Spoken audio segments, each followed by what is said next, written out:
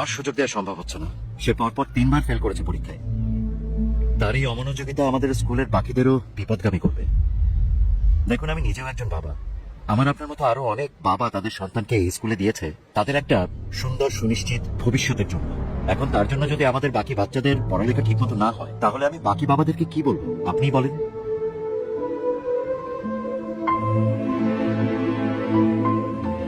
Sir, শেষবার, আরেকটা বার, মানে এরপর যদিও খারাপ করে আমি নিজে ওকে স্কুল থেকে নিয়ে চলে যাব।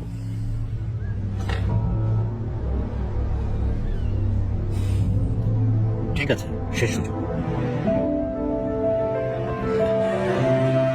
Thank you sir.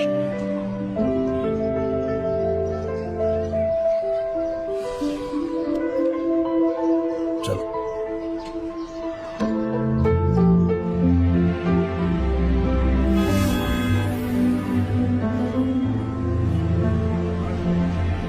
আমাদের দেশে ঘরে প্রতিদিন কতজন সন্তান জন্ম নেয় জানিস? প্রায় 9,500। আর প্রতিটা সন্তানের সঙ্গে জন্ম নেয় একজন বাবার স্বপ্ন। অফিসে বসে কাজ করে বাবা, রিক্সা চালক বাবা, খেতে কাজ করে বাবা, কিংবা কারখানায় ঘাম ঝরানো বাবা। কারো হাতে কলম, কারো হাতে রিক্সা হ্যান্ডেল, কিন্তু স্বপ্ন সবাই এক। সন্তানের সুন্দর ভবিষ্যৎ। আর এই সন্তানকে মানুষ করতেই সবাই করে হার ভাঙা পরিশ্রম। সন্তানের জন্যই কেউ হয় এই শহরে পরিচ্ছন্নতা করবে, কেউ করে মালির কাজ, কেউ বা বাসার নিরাপত্তা রক্ষী, কেউ বা বাসের হেল্পার। ভাইজান ভাড়াটা দিয়েন।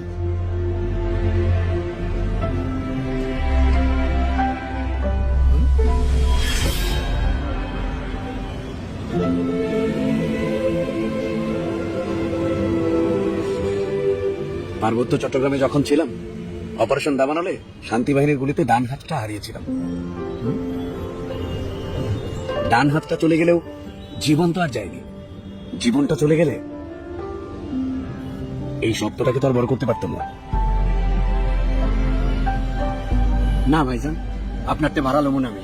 আপনারা হইলেন এই দেশের রক্ষক। বন্যা, ঘূর্ণিঝড়, অগ্নিকাণ্ড সব জায়গায় সবার আগে আপনাদেরকেই পাশে পাই। আজকে যদি এই দেশের সেনাবাহিনী না থাকতো, এই দেশটার যে কি অবস্থা হইতো আল্লাহই জানে। ভাইজান, আপনার মতো আমার একটা পোলা আছে, ওর লেগে একটু দোয়া করেন। আমি ওরে মানুষের মতো মানুষ করতে চাই। না না ভাইজান, আপনি দোয়া করেন ভাইজান। আপনারা আপনার দেশের গর্ব। তোকে যখন স্কুলে ভর্তি করে, তখন তোর দাদু মৃত্যুর সঙ্গে লড়ছিল। মাস শেষে যে করে টাকা থাকতো, সংসারের খরচ, তোর দাদুর চিকিৎসার টাকা, তারপরও বুক ভরা সাত দিন তোকে স্কুলে দিয়েছে।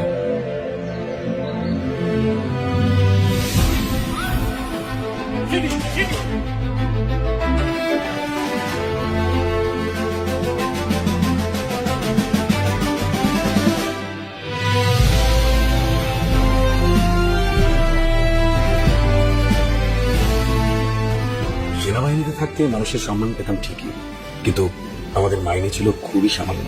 তারপরেও কিন্তু তোর সব চাপ পূরণ করার চেষ্টা করেছে। তোর শখ, তোর আনন্দ, তোর পছন্দের জিনিসগুলো গুছিয়ে দিতে সব সময় তোর পাশে থেকেছে। আমার শত ব্যস্ততা বা ক্লান্তির মধ্যেও তোর হাসিতে আমিও হাসতাম। কিন্তু এই হাসির পেছনে ছিল শরীরের জীবনের অকথ্য কষ্ট, পরিশ্রম আর ত্যাগ, যা টাকায় মাপা যায় না। রাত জাগা ডিউটি, ভোরের আগে শুরু হওয়া কঠোর প্রশিক্ষণ, 3 মাস বছর কেটে গেছে, তবুও কখনো জীবন নিয়ে অভিযোগ করিনি।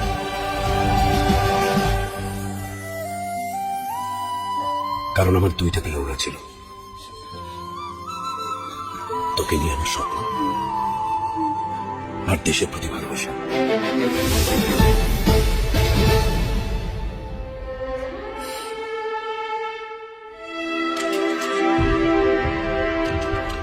পার্বত্য চট্টগ্রামে দেশের শত্রুদের বিরুদ্ধে অপারেশনে গিয়ে করে গিয়েছে। সন্ত্রাসীরা আমার স্বপ্ন ভাঙতে চাইলেও পারেনি।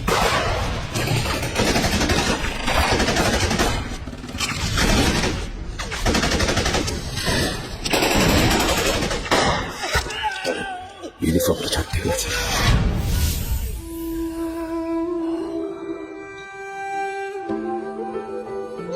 সময়ের আগে অবসরে আসলেও পরিস্থিতি সব সামলে নিয়েছি। সংসারের খরচ, বাজারঘাট, তোর দাদুর চিকিৎসার টাকা, তারপরেও তোর স্কুলের ফি দিতে কখনো দেরি করিনি। সন্তানের জন্য নিজেদের চাওয়াটাকে বিসর্জন দেওয়াটাই বাবাদের ধর্ম। না না, এতে আমার কোনো কষ্ট নেই, কিন্তু কষ্ট পাই কখন জানিস? যখন তুই ঠিক মতো লেখাপড়া করিস না, লক্ষ্য বাদ দিয়ে তুই বিপদে যাস, তখন দেখ তোর মন শত্রুদের সাথে যুদ্ধ করে হাত হারিয়েছে, কিন্তু তুই আমার একমাত্র বাঁচার অবলম্বন। মরে যাওয়ার আগে যেন দেখে যেতে পারি তুই এ দেশের পতাকা উঁচু করে তুলবি, বড় মানুষ হবে, ভালো মানুষ হবে।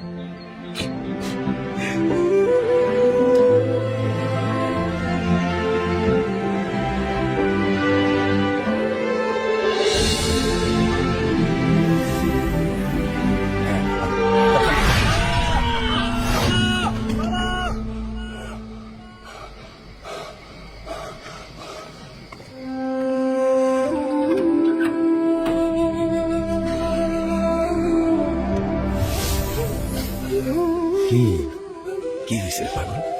সরি বাবা, এখন থেকে আমি তোমার সব কথা শুনবো বাবা। কি হয়েছে রে বোকা? কালকে না তোর পরীক্ষা, বাবা তোকে নিজে স্কুলে নিয়ে যাবে। আমি হাঁটবো বলে তোমার স্বপ্নের পথে সাজিয়েছো বাবা তুমি আমার রাস্তাকে বাধাহীন রঙিন করে।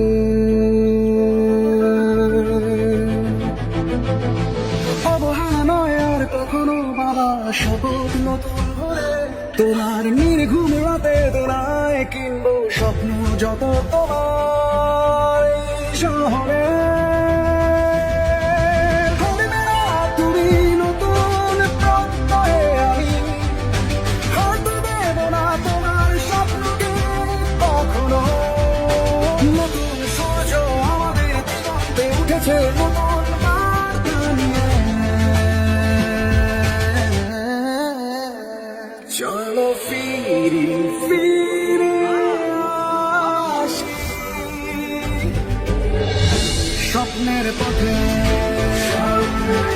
তন্ময়ের মতো হাজারো সন্তানের হৃদয়ে জেগে উঠুক বাবা মায়ের আত্মত্যাগের গভীর উপলব্ধি। বিপথে হারিয়ে যাওয়া আমাদের সন্তানেরা খুঁজে পাক নতুন আলো ও সঠিক পথের দিশা। দেশ সেবার